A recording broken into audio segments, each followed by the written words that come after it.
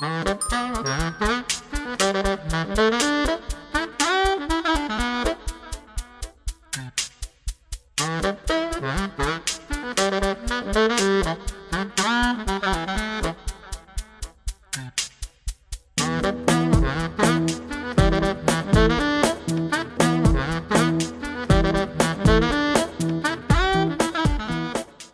à toutes et à tous, bienvenue à la Maison des Sciences de l'Homme Alpes pour cette deuxième séance de la 8e saison du cycle Avenue Centrale. Pour celles et ceux qui ne me connaissent pas, je suis Naïma Germani, la directrice adjointe de la MSH Alpes, et je suis très heureuse aujourd'hui d'accueillir pour une heure Élise Petit, ma collègue, qui est maîtresse de conférences en histoire de la musique, membre du laboratoire Lucie, et spécialiste de l'histoire de la musique sous le Troisième Reich. Alors, elle est l'auteure de plusieurs ouvrages, articles sur cette question, And Art of the Music, donc musique dégénérée, musique interdite sous le Troisième Reich, publié en 2015, Musique et politique en Allemagne du Troisième Reich à l'aube de la guerre froide, publié en 2018, et puis récemment, elle a coordonné, si j'ai bien compris, un numéro des études du CRIF, des usages destructeurs de la musique dans le système concentrationnaire nazi. Et elle vient aujourd'hui nous présenter une conférence de 30 minutes intitulée « Le pouvoir de tuer, la musique dans les camps nazis ». Et après votre intervention, il y aura donc un temps d'échange où vous pourrez lui poser toutes vos questions. Donc je lui laisse la parole et je la remercie encore très chaleureusement. Merci Naïma.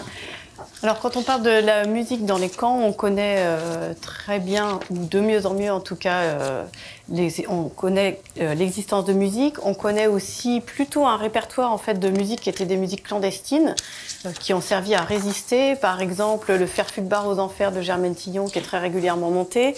L'Empereur d'Atlantide, Victor Ullmann, qui a été créé dans le camp de Térésine. Ça, ce sont des musiques dont on a une bonne connaissance parce qu'en fait, ce sont les musiques dont les déportés ont le plus souvent témoigné à leur retour des camps parce que, dans un premier temps, ils voulaient mettre en valeur le fait qu'il y avait, malgré tout, dans cet univers de misère absolue et de destruction systématique, qu'il y avait des espaces de solidarité. Donc on a beaucoup parlé finalement de cette musique clandestine qui servait vraiment à régénérer l'intégrité psychologique et psychique des déportés, qui leur a permis parfois de tenir pendant des heures interminables que durait l'appel. Donc ça, c'est un pan qui a été assez étudié et le pan qui est moins connu et qui m'intéressait le plus, c'était plutôt les usages officiels des autorités nazies dans les camps. Parce que dans certains témoignages, on voit très souvent qu'ils chantaient pour aller au travail et qu'ils chantaient au retour des commandos le soir. Donc on sait qu'il y avait cette musique qui était imposée, mais quand on cherche dans les archives et qu'on creuse encore plus, on voit que finalement la musique résonnait beaucoup plus que pour les départs et les rentrées des commandos. Elle résonnait aussi pour des exécutions, pour des punitions. Donc il y avait, en fait, elle s'est chargée d'un rôle destructeur. Alors évidemment, on ne peut pas dire que la musique en soi ait le pouvoir de tuer, même dans des systèmes de torture, par exemple, comme à Abu Ghraib ou à Guantanamo, où la musique est diffusée à tellement haut volume que les tympans explosent. Donc là, elle a vraiment un rôle qui participe à la destruction physique, mais évidemment, elle n'a pas véritablement ce pouvoir de tuer. Par contre, ce pouvoir de tuer, c'est un pouvoir qu'on pourrait dire par procuration. C'est plutôt le fait que la musique soit utilisée dans des processus ou des actions destructrices qui va aggraver le phénomène.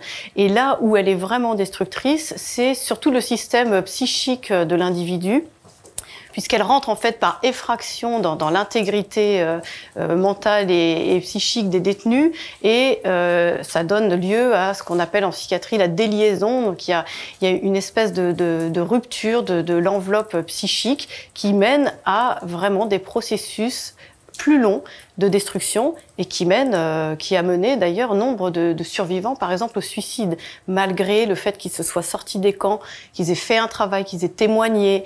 Il y avait encore une approche assez traumatique finalement de la musique. Certains détenus qui avaient joué dans les orchestres n'ont plus jamais touché un instrument, étaient pris de crise de panique quand ils voyaient leur instrument, ou à l'écoute de musique qu'ils avaient eux-mêmes jouée, étaient pris de crise d'angoisse. Donc il y a des effets, en fait, des répercussions à très long terme sur les usages de la musique.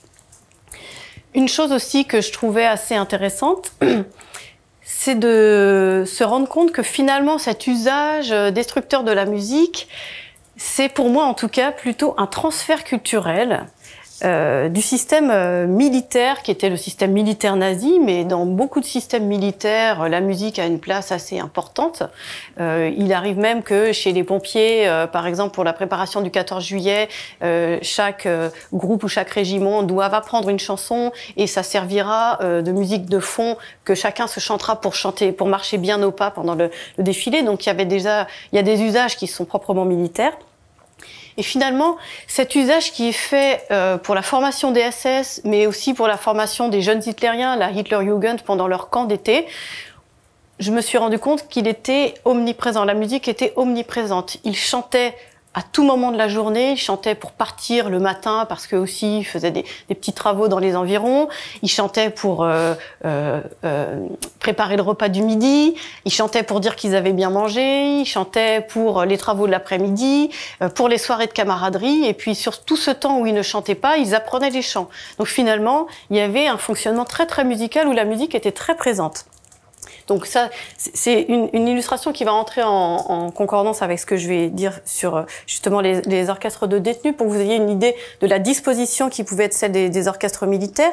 Dans ces orchestres militaires, quand ils paradaient, il y avait ce qu'on voit ici, juste dans le coin de la photo, un bâton en fait de tambour-major qui servait à la fois donner la mesure et puis indiquer des ordres qu'on ne pouvait pas transmettre oralement. Donc les orchestres étaient très présents au sein du système militaire allemand et du système militaire nazi ensuite, ce qui fait que quand les commandants SS ont pris la direction des camps, ils ont transposer ce système auquel ils étaient habitués, c'est-à-dire utiliser la musique d'abord pour synchroniser les pas et puis aussi utiliser la musique pour le divertissement et évidemment aussi pour leur propre divertissement. Donc c'est vraiment cette histoire de transfert que je trouve intéressante. Alors dans les camps, on sait maintenant qu'il y a eu beaucoup d'orchestres, il y avait en général un ensemble instrumental par camp, surtout les camps importants. L'effectif était très variable, ça dépendait en fait des prisonniers qui arrivaient. Il y a eu des camps, par exemple à Dachau, où il y a eu toute une frange de l'orchestre, d'un orchestre dont tous les membres juifs avaient été exclus. Ils se sont retrouvés à Dachau, donc ça a permis de constituer un orchestre de bon niveau. La constitution se faisait en demandant la profession aux déportés quand ils arrivaient. Alors certains musiciens n'osaient pas le dire, ils disaient qu'ils exerçaient des travaux manuels parce qu'ils pensaient qu'ils s'en sortiraient mieux et qu'ils auraient plus de chances de survie. Mais quand ils se déclaraient musiciens, c'était noté sur leur fiche et quand on avait besoin d'un musicien de l'orchestre, ils faisaient en fait passer des auditions et on pouvait intégrer l'orchestre. Finalement, cet orchestre, ce qui est un peu ambivalent, c'est que participer à l'orchestre, c'est quelque part participer à cette machine de mort nazie, ce qui fera justement que dans les survivants des orchestres, il y aura un processus de culpabilisation qui va se mettre en œuvre. Et à la fois, c'est quand même sauver sa peau parce que pas dans tous les orchestres, mais dans un grand nombre d'orchestres, on était dispensé d'autres travail. L'orchestre était un commando, et donc il répétait, il passait des heures tous les jours à répéter, il jouait, il était vraiment employé à plein temps. Et dans ces orchestres-là, par exemple à Birkenau, l'orchestre des hommes, l'orchestre des femmes, l'orchestre de Buchenwald, ces orchestres, le chef en fait a négocié avec les autorités des privilèges pour ces musiciens et ces musiciennes qui pouvaient avoir accès à du chauffage, qui pouvaient être des rations supplémentaires, des rations alimentaires supplémentaires, des chaussures de bonne qualité parce l'orchestre devait parader dans le camp, donc ça c'était très important. Donc c'est ce paradoxe, il est au service de la machine de mort nazie, mais c'est quand même un moyen de survivre quand on est un prisonnier. Alors les photos des orchestres des camps, en général, elles ont été prises par les SS eux-mêmes, dans des visées de propagandistes ou pour le souvenir, puisque certains étaient très mélomanes et étaient très fiers en fait d'avoir leur orchestre de détenus. Alors là, c'est justement pour que vous voyez cette histoire de transfert, l'orchestre qui joue avec la disposition d'un orchestre militaire dans le camp de Janowska, où l'orchestre, ça c'est la photo, une des photos les plus connues des usages destructeurs de la musique dans les camps, c'est à Mauthausen, la pendaison d'un détenu qui s'était échappé, qui s'appelait Hans Bonarevis, qui était un détenu de Zigan, qui a été rattrapé et que les autorités ont fait parader dans le camp avant de le pendre. Et si on regarde alors plus en détail, là, on voit donc c'est le prisonnier devant la petite cabane en fait qui servait à stocker le linge, enfin la caisse dans laquelle il s'était caché. Et puis, c'est très dur à voir à l'œil nu, mais après de nombreuses heures, j'ai enfin aperçu ce fameux bâton de tambour-major. Donc lui aussi, il a son bâton de tambour-major, et même ils l'ont affublé d'un képi un peu ridicule pour l'occasion. Donc ça montre aussi, voilà, ce transfert de l'aspect un peu cérémonial des orchestres SS de l'époque. Et puis ça, c'est plutôt une illustration qui montre la fierté des commandants.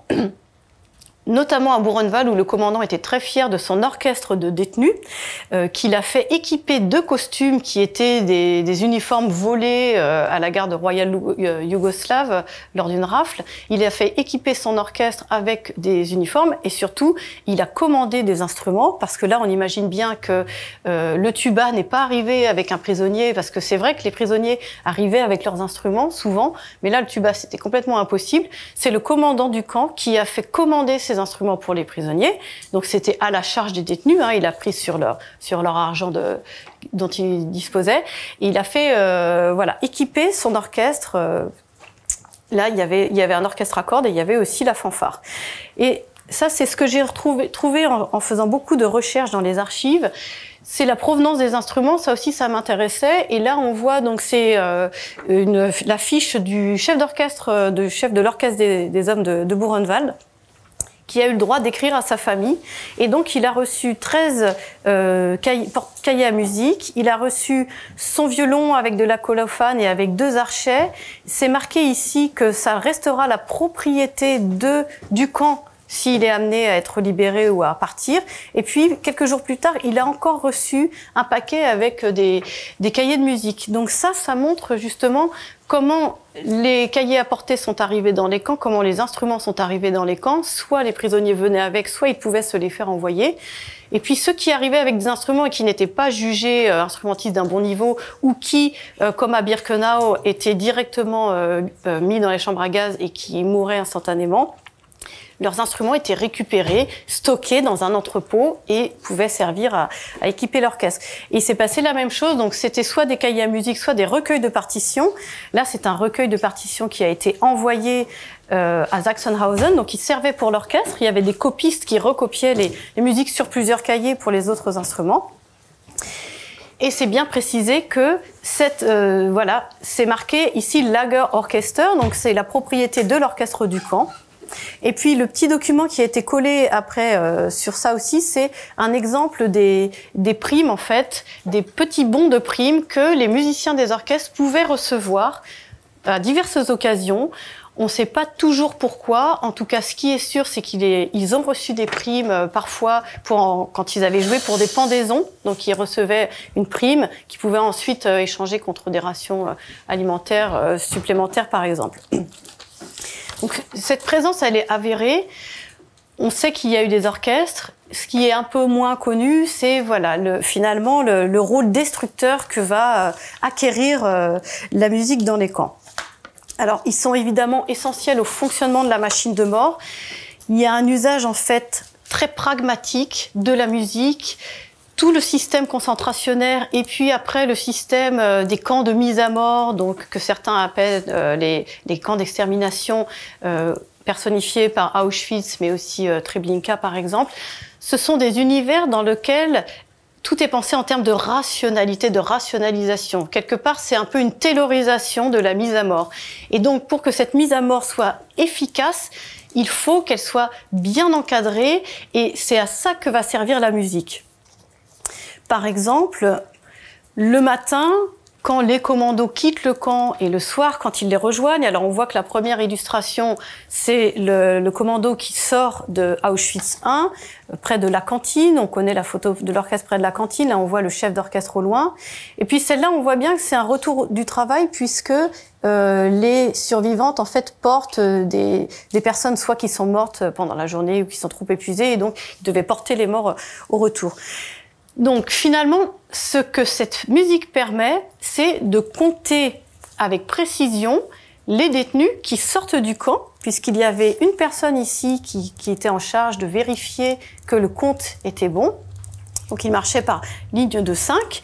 Et finalement, le fait de marcher au pas, ça permet un aspect très organisé. Et donc, bien sûr, dans ce genre de circonstances, ce qu'on va diffuser, c'est de la musique de marche, évidemment binaire pour marcher en gauche-droite, gauche-droite, de la musique entraînante, qui n'est pas forcément de la musique nazie. Alors, l'extrait que je vais vous passer, quand je l'ai passé à des personnes qui avaient vécu l'occupation, tout de suite, elles ont été choquées, elles ont dit « mais ça, c'est de la musique nazie, on l'a entendu, les SS le chantaient en France ». C'est une musique qui a été nazifiée, mais c'est une chanson à boire du 19e siècle qui s'appelle « Un sou et un écu », qui n'est absolument pas une musique nazie, mais qui est aujourd'hui connue sous le titre « Haili Hailo ».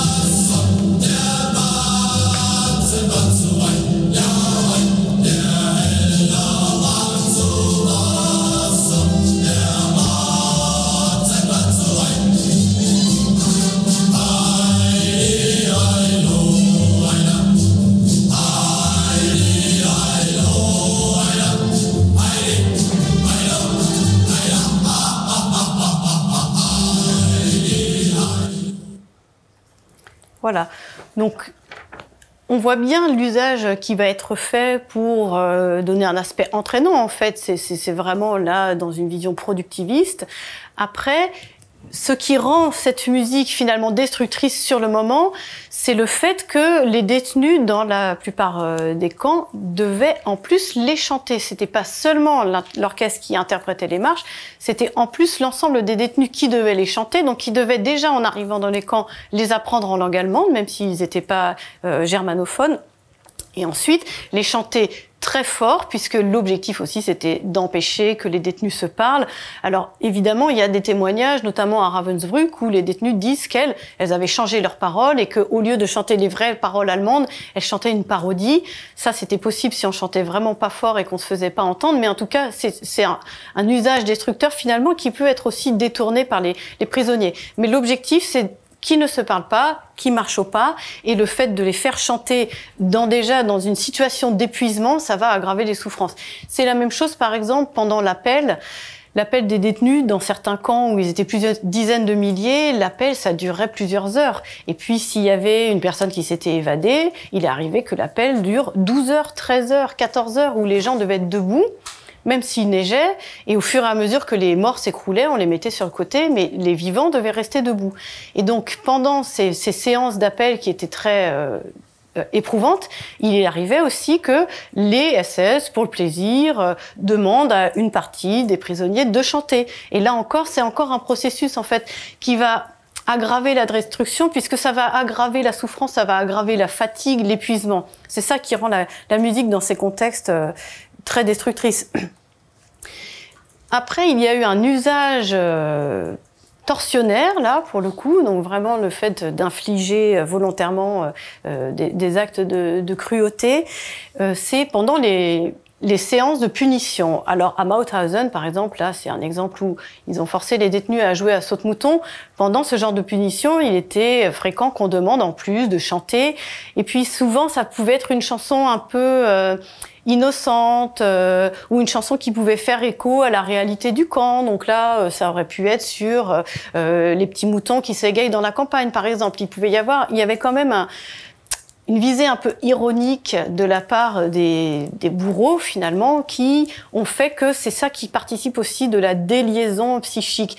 Il y a une situation, en fait, qui est d'une telle absurdité, il y a une telle irruption du non-sens dans le cerveau que ça va, finalement, en fait, entraîner une fracture de l'enveloppe psychique de l'individu.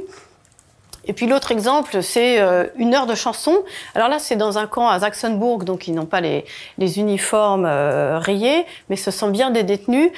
Les heures de chansons, j'ai trouvé ça aussi intéressant quand j'ai lu tous les archives du commandant du camp d'Auschwitz. Dans ces archives, on a aussi toutes les punitions qui sont données aux SS. Et donc les SS sont punis régulièrement dans le camp, s'ils manquent au règlement et s'ils contreviennent aux ordres. Et dans les punitions prévues pour les SS, il y a ces heures de chansons. Donc on les fait marcher en chanson. Donc c'est vraiment une punition finalement qu'ils vont appliquer eux-mêmes aux détenus. C'est toujours cette idée de transfert culturel. Ils appliquent ça. Alors pourquoi c'est punitif a priori de faire chanter en se tenant debout? Ben voilà, c'est toujours la même idée. C'est qu'on est déjà épuisé. C'est que ce sont en plus des heures qui sont organisées sur ce que les nazis appelaient le temps libre. Donc des moments où en tout cas les commandos n'étaient pas au travail. Et normalement, ces temps dits libres servaient à essayer de se ressourcer, se reposer, chercher des chaussures de rechange, chercher une fourchette, essayer de troquer du pain contre des cigarettes. Donc finalement, ça prend aussi du temps aux détenus, donc en les forçant à être attentifs et ça contribue aussi à l'épuisement. Et puis toujours dans cette idée de prendre du temps et qui peut aussi avoir un aspect destructeur, ça c'est Georges Semprin qui en parle beaucoup à Buchenwald. Il parle de cette voix qu'il entendait de Sarah Leander, qui était une chanteuse très appréciée des nazis.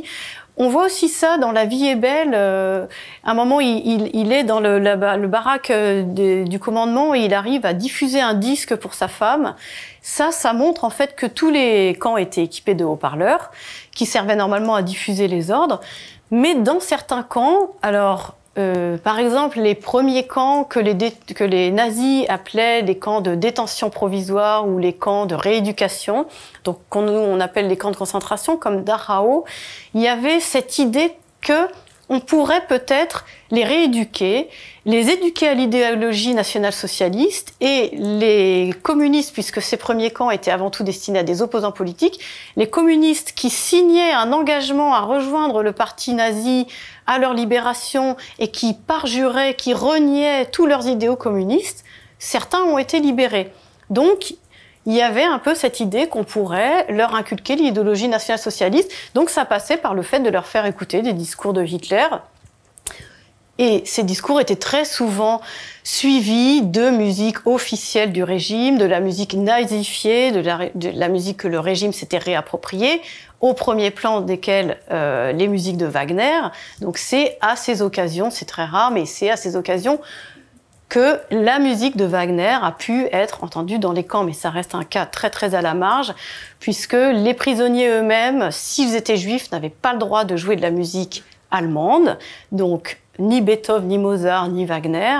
Certains orchestres dont les détenus n'étaient pas juifs, comme à Sachsenhausen par exemple, ont pu donner des soirées, l'orchestre à cordes a joué du Wagner, mais ça restait quand même très très rare.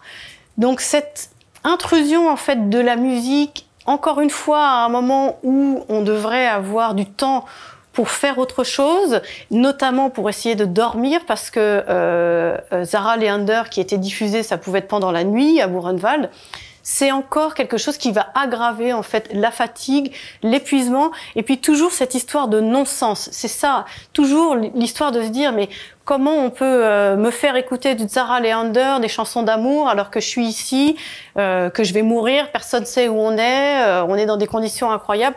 Donc c'est toujours ce processus en fait psychologique et destructeur. Et puis, alors le dernier usage de la musique que je voulais montrer, parce que ça c'est un peu une découverte que j'ai fait quand j'étais dans les archives du musée de l'Holocauste à Washington, c'est que finalement je savais qu'il y avait des soirées pour les SS, pour lesquelles ça pouvait être des détenus qui jouaient, mais c'était aussi souvent les SS eux-mêmes qui jouaient les uns pour les autres.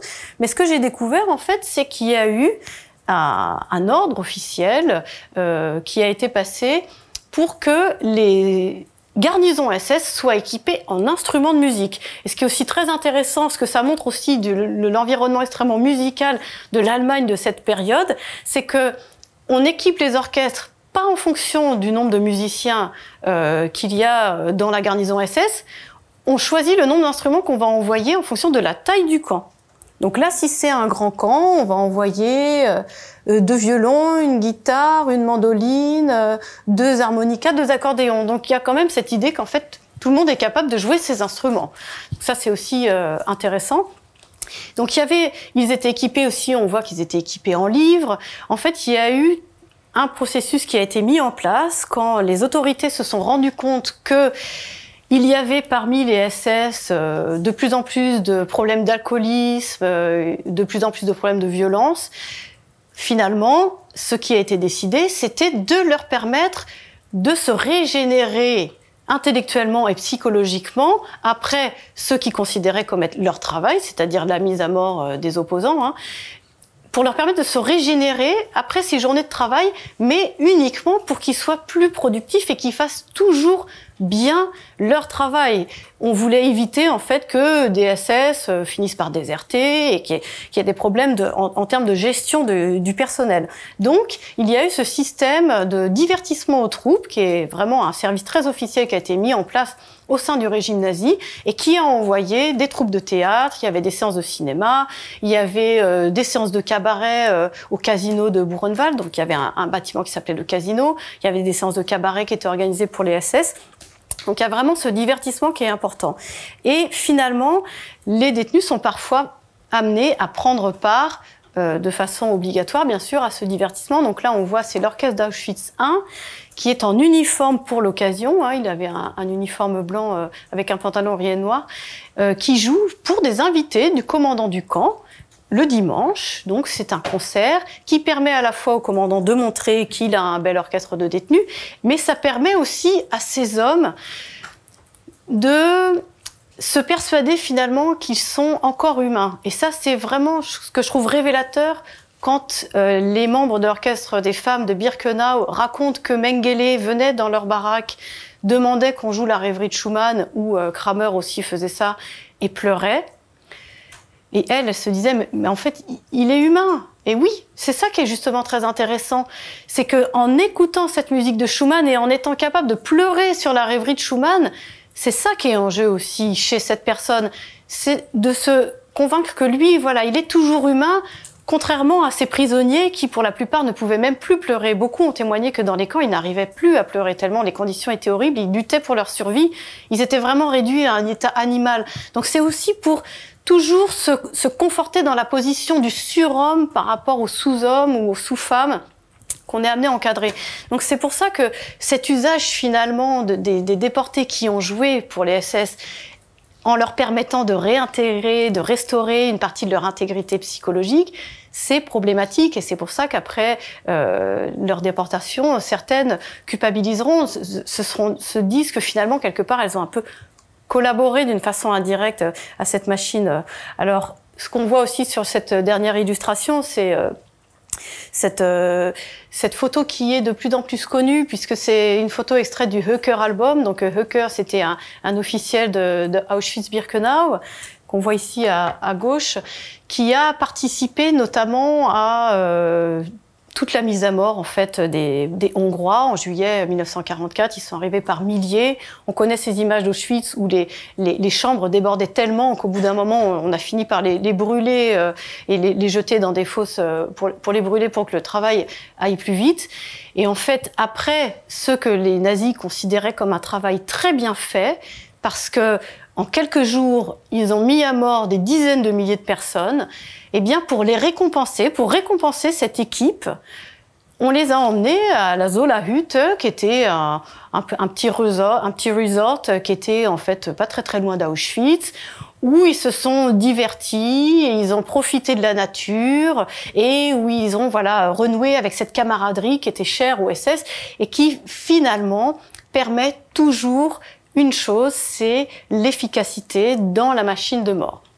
Voilà, donc c'est un panorama très bref, très rapide, parce que je veux qu'on reste dans les temps et pour pouvoir ensuite avoir un échange à ce propos, mais je pense que ça vous a quand même permis de voir en quelques illustrations comment la musique peut être utilisée donc, pour finalement aggraver la souffrance et finalement, ce qui a été découvert à l'occasion des maltraitances dans les camps, ce sera réexploité après dans certains systèmes de torture, puisqu'on sait que certains SS sont allés former des tortionnaires, notamment aux États-Unis. On sait aussi que les tortionnaires français qui avaient torturé en Algérie font un peu la meilleure école, la plus grande école de torture. Donc il y a des techniques qui se sont rencontrées, mais finalement, cette utilisation de la musique, elle sera mise à profit, parfois, dans d'autres processus torsionnaires après la guerre. Voilà. Merci beaucoup.